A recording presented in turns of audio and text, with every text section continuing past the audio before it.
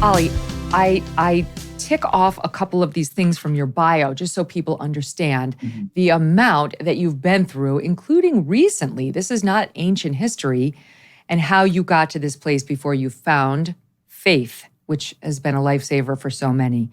That you were badly bullied. You were more feminine as a child, eventually realized you were gay, but then decided maybe it's non-binary, switched to they, them, then came out as a trans woman, started to go through procedures, became addicted to plastic surgery, 32 plastic surgery procedures, then declared yourself Korean because you developed a fixation with Korean culture. They called you a cultural appropriator. They did not call you a female appropriator. That was fine. You could cross over into the female lane, but you couldn't cross over into the Korean lane. And right before they were about to do these dramatic, irreversible procedures on you, surgeries on you to make you, quote, appear more female, you stopped. I mean, you did the thing nobody does. You stopped. You went into a church and everything changed. So that's just the broad brush overview of what brought you here today. Thank you for being so honest about all this, because that's got to be very traumatic just to hear me listing it all like that. It is, but I think it's important to speak about it because I have been through a crazy time, and I recognize that, and I acknowledge what I've been through. But I think it's more of a microcosm to what's going on in the world right now, with so many people questioning their identity and struggling and never feeling good enough. And I always had that feeling of never feeling good enough, never feeling that I looked good. Always struggling with my sexuality, my identity, the way I looked, and I projected that onto the world because we live in a world where people can change their identities all the time. And at the time, I wasn't in a good headspace, so I thought this was a totally normal thing to do, and I didn't realize I was, perhaps a bad role model, projecting these insecurities onto the world. Because you were having mental health issues, and eventually, like is happening so often in today's day and age, you got sucked onto the gender train, and it was very easy to just blame it all on that. And then, of course, that was about to create more problems for you, not less. Yeah, I mean, I don't like to blame things on other people. I take responsibility for myself, my own actions. But I do think society does push and indoctrinate people into believing that they can just suddenly wake up and change their identity. And, I was heavily using TikTok. I was heavily using social media. I was surrounded by people, doctors that would just say yes to me, and even the craziest things. I've had 3 eye surgeries, I've had my jawbone shaved, I've got screws in my face. I've done some really crazy things. And, all these people around you, they affirm your identity. They think, it's great, you're unique, you're different, you're changing yourself. But really, I wish at the time I would have realized, that this was very unhealthy and damaging to me and, other people around me. You had some issues growing up that were real. Your dad abandoned you, and prior to that was very emotionally abusive toward you, made you feel completely less than, was not at all accepting of the fact that you were more effeminate and were probably just on your way to becoming a gay man, which he didn't want any part of. So we've seen that pattern happen quite a few times in the trans community, where if you would just let a little boy be more effeminate and play with Barbies, and if he wants to put on a dress every once in a while, that doesn't mean he's trans. It could just mean he's a normal, a little bit more effeminate, non-gender conforming boy, but he didn't want it. And that, plus the bullying you went through in school, really left you in a dark place. Yeah, I mean, that was one of the triggers because basically, he always wanted me to be masculine and a boy and, go out camping, hiking, mountain climbing and going to forests and stuff. And I really rejected that. And, if I didn't go, he would shout at me and be mean to me. He would scream at me in the car and stuff because I was always feminine and I didn't want to do things he wanted to do. So I had a really time struggling with that. And I think, to have a functioning family unit is so important. And if we look at the cases of many people that become non-binary or trans, they do have difficulties within their family unit, whether that's with the father or the mother and other issues. And I think that's a real driving force. So I think protecting the family unit is a very important thing in this fight to protect kids from gender ideology, but also when I had a parent like that was just constantly putting me down, making me feel worthless, it made me want to change. It made me want to become more like my mother, more feminine, more like a girl, because I didn't want to be reminded of this person. No, look how sweet you were. Look at this beautiful, look at these pictures of you as a little boy.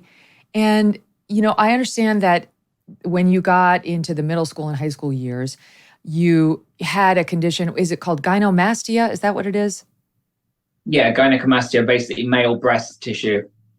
Okay, and this is not all that uncommon. On certain men, where you look like you have sort of breast buds as a man, which you can get corrected surgically, and eventually you did. But a kid going through that in the middle school, high school swim sessions during PE has got to be its own kind of torture. Kids are mean. You write about how you had bad acne. I could relate to that 100%. People always say, oh, your skin's so nice.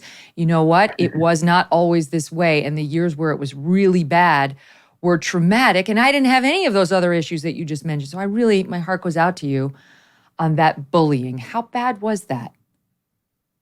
I mean, it was really horrific, and I go into very big detail in the book, because it was something that scarred me for life. And I think that is really the reason why I was traumatized and underwent all of these procedures and tried to completely erase my identity, because I wanted to prove these bullies wrong.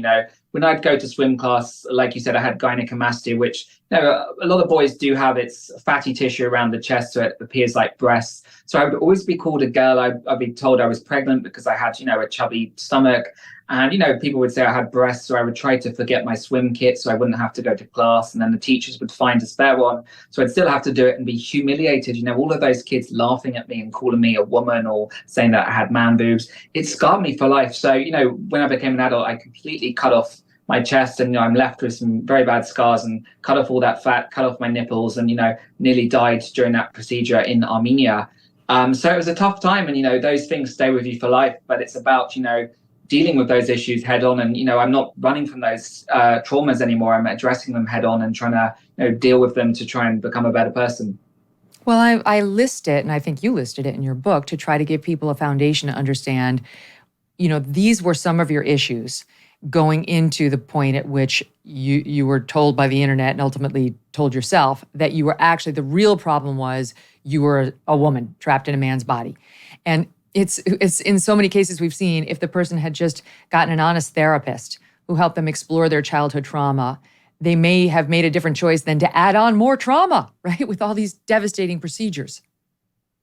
I mean, that's the real issue. I mean, if we look at studies about kids with gender dysphoria, the vast majority of them have pre-existing conditions like autism. Some have bipolar, some have severe depression. So the doctors aren't treating the real issue. They're instead going down this fast track that, oh, you've got issues, it must be because you're trans, and, giving them hormones. And it's very profitable for these clinics. So, all of these corners are cut, and kids aren't really supported and diagnosed. Imagine struggling, on the spectrum with autism as a teen, and it's a very confusing time. Then you're going through puberty, and you might be getting bullied at school. And if you think there's a way out of that pain and suffering, if a doctor tells you can escape this by just taking a few hormones, you're going to do it. You're going to listen to that person in authority. So I think that's the real issue here. And if I would have just addressed it head on and spoke to a therapist and spoke about my issues, perhaps I wouldn't have gone down such an extreme route. Perhaps I would have, got that mental health support and not mutilated my body and face. For 3 days only, cbdistillery.com is giving you an exclusive offer, and it's a great one. Right now, you can get up to 50% off everything when you use the code VIP. Choose from a range of carefully formulated CBD and other plant-based solutions for relaxation, stress, sleep, pain after physical activity, even mood and focus. They extract healing plant compounds and vital nutrients for your whole body. No artificial colors, flavors, preservatives, or sweeteners. Just 100% clean ingredients. Don't miss this exclusive VIP sale and get up to 50% off your order. Visit cbdistillery.com and enter VIP. That's cbdistillery.com and enter VIP. cbdistillery.com. Not available in Idaho, Iowa, or South Dakota. Hey, thanks so much for watching. If you like what you just saw, hit the subscribe button for more clips and full episodes.